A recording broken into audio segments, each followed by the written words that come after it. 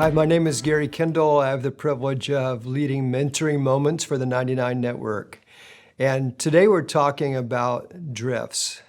And we're asking the question, what are the natural drifts in our life? We all have them. Think about a car that if you take your hands off the wheel, it starts to drift. We have natural inclinations, which are sometimes almost indiscernible. They oftentimes are not wrong at all. They just are part of being human. They're our flesh. They're the part of us that's natural. And if they stay in the lanes, then they're great. But sometimes if we begin to drift too far, we're off to the right and we're in the ditch, or we're crossing into another lane of traffic, and that's a bad thing to do. So I want to tell you about the drift in my life that I just call appetite. And appetite is a way of thinking about the things we think in our life that are a need we can't do without. Do you have any of those? One of mine actually is the need for adrenaline. So I'm an adrenaline junkie. I find myself doing things because they're exciting and they're fun, which again, a lot of them aren't wrong. But what I find is I have the need for speed, so I drive faster than I should drive if I'm not careful. I choose things that are sometimes a little bit risky to do because they're fun. I like to hike, or I like to dive. Or for me, I've bungee jumped off the highest bungee jump in the world, not just once or even twice, but 3 times. You can go to YouTube and look up Gary Kendall and the Macau Tower, and you can see one of those bungee jumps if you want.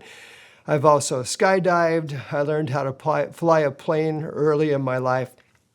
Now again, those things are great. I'm not finding fault with that. I don't think it's a flaw in who I am. However, what I have learned is that sometimes that need for speed or adrenaline rush or appetite, as I'm calling it here, can actually lead me into places I shouldn't go.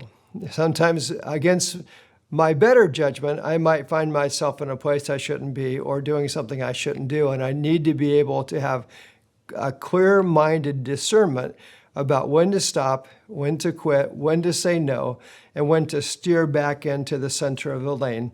And so do you.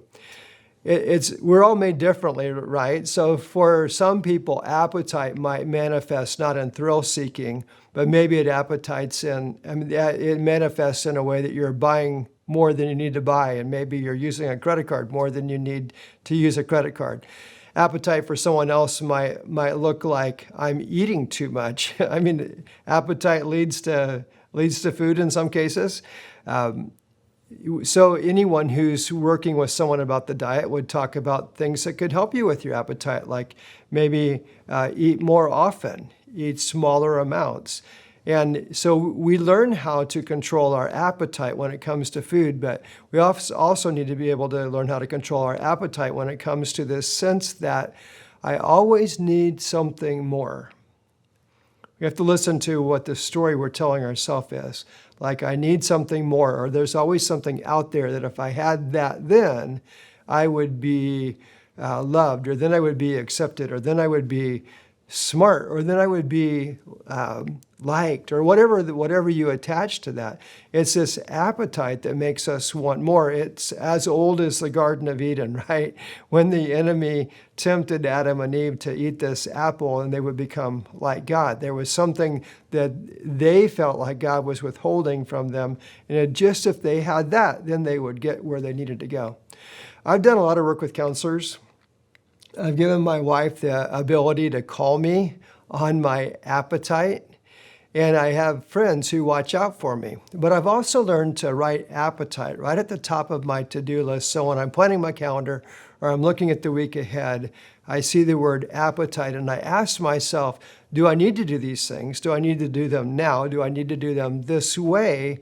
And it's a good check and balance for me. I've also learned to pray this prayer. Search me, oh God, and know my heart. See if there's any wicked way inside of me and lead me in the way everlasting. It wouldn't be a good mentoring moment if I didn't tell you some of the ways that I work against having just fleshly drive in my life. And one of those is to focus on who I am in Christ, my identity. When it comes to appetite and always feeling like I need to have more or I'm not enough, I go back to identity.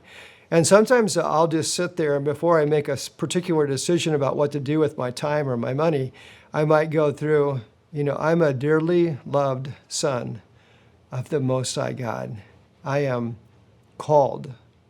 I am chosen. I am forgiven. I have a mission in life. And I begin to think about all of who I am in Christ and his identity, my identity in him. And it just begins to really work against this need for these other things that I think if I just had them, I'd be okay. And after I go through a list of 10 or 15 things, sometimes I just go, you know what? I don't need to do X, Y, or Z. Or maybe I do that, but I do it in more moderation. And then we're talking about things that in some ways might seem harmless, but appetite can also affect our sex drive. It's one of the ways we see people get out of bounds quite a bit. And as I begin to throttle back and think about my identity in Christ and his deep love for me, I begin to focus on the fact that I want to bring a smile to his face. I want to live in such a way that he's pleased he died for me. I want to do the things for God that are going to bring him glory because I am the son of my Father. And as I think about these things, it just helps me steer back into the center lane. I hope it helps you too as we think about appetite in these mentoring moments.